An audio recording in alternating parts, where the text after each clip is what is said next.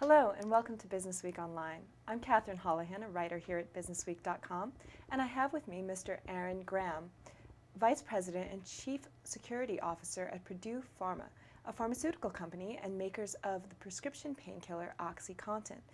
Mr. Graham is here today to talk about radio frequency identification technology and how it's changing both the pharmaceutical industry and business in general.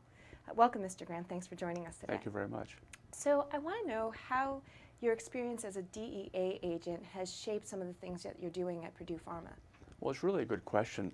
One of the challenges we always have when we implement technology to catch bad guys, or we could say to protect, innocent patients and consumers, is how do we understand what the bad guy's doing?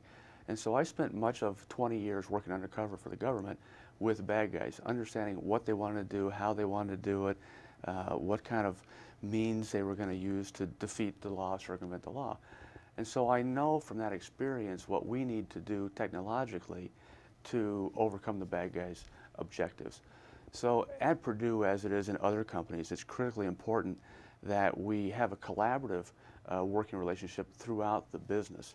So we work with IT, with logistics, with marketing and sales, so that we can collaboratively address the issue. So my role, of course, is to understand what the bad guy wants to do and how he's going to do it. And then our technology experts will tell us, here's the technology that will allow you to accomplish what you need to do. And how does radio frequency identification technology differ from some of the other technologies out there?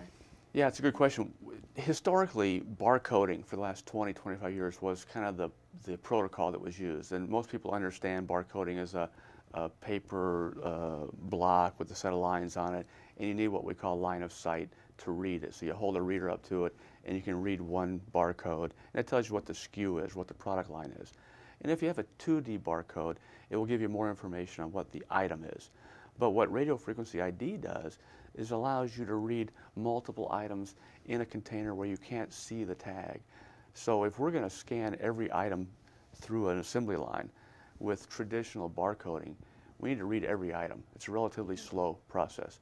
At Purdue Pharma, we've perfected the RFID process to such a degree that we can read 48 bottles of OxyContin in a case, a cardboard box, in 3 to 5 seconds. So when you talk about inventory control and efficiencies, it really significantly enhances that. And then moving down the line in supply chain management, we have visibility of where this product is from the time we manufacture it until it gets to the end user. So how does that help you track it, and in case there are any problems, and since criminals do sometimes target these prescription painkillers, how does it keep you able to track where they're going and if anything's been taken? Well, that really is the challenge, right? How do we keep bad guys out of our business, and how do we keep patients safe? And so RFID for us allows us to do two things that we couldn't do yesterday. The first thing is, from an anti-diversion tool, it allows us to track the product from us to the wholesaler, from the wholesaler to the distributor, from the distributor to the pharmacy. And so we know that the product that arrives at the pharmacy and is dispensed to you, the patient, is a product that we manufactured. By using RFID at each transaction point, meaning we sell it to you, you receive it, sell it to somebody else, they receive it and sell it to somebody else. At each transaction point, you can read the RFID code, which is like a unique license plate. Every single bottle has a unique number. So every time it moves, we read it, and we confirm or authenticate that it came from the manufacturer. So if somebody were trying to introduce a product from the outside, a counterfeit good, which we see a growing threat from, we can deter the introduction of that product, because we now have this electronic gatekeeper, is what I kind of like to refer to it as. This says, no, that number doesn't live in our database, or that number is a redundant number, meaning that we already know where that bottle is. So if we know that bottle ABC 123 is in Birmingham, Alabama today, and all of a sudden a product with the same number shows up in Pocatello, Idaho, the system immediately gives us a red flag. It says, whoa, whoa, whoa, that number has shown up twice. Stop everything. Call the compliance agencies, call the regulatory agencies, call the police. Something's wrong here. And so that's what RFID allows us to do, to prevent the introduction of counterfeit, adulterated, unsafe medicines into legitimate commerce. The second piece, from a catching bad guys perspective, is, let's say that there's a pharmacy robbery, and we see more pharmacy robberies today than we did 50 years ago, although it's been a common occurrence, right? Since there were pharmacies, there's been theft. So today we see a pharmacy robbery. We don't know where the product went. Officer Johnson shows up and he says, hey, I stopped this guy.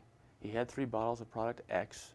I'm not sure where it came from. He says he bought it from a guy at the swap meet. And if he did, I have a hard time prosecuting him. What do I do with him? Today, if we have RFID on those bottles, when Officer Johnson gets the bottles, we can tell him where those bottles are, what the lifespan of those are, what the history is. So we can tell him, actually, that bottle left our warehouse on September 15th, went to the wholesaler. On the 17th, they got it. On the 18th, they shipped it to a distributor. On the 19th, it went to Lupe's pharmacy. And on the 20th, that product was stolen in a robbery. Right. Now, for the first time, we can say that product came from a crime scene. Right. So really, when we scan the product, the RFID code screams, hey, I was stolen from Lupe's pharmacy on October 3rd. Right. Go check that out. Well, now the police officer says, wait a minute, minimally, I have you in possession of stolen goods. Best case scenario, I'm going to drag your happy little body back to the pharmacy, and we're going to do what we call a curbside lineup.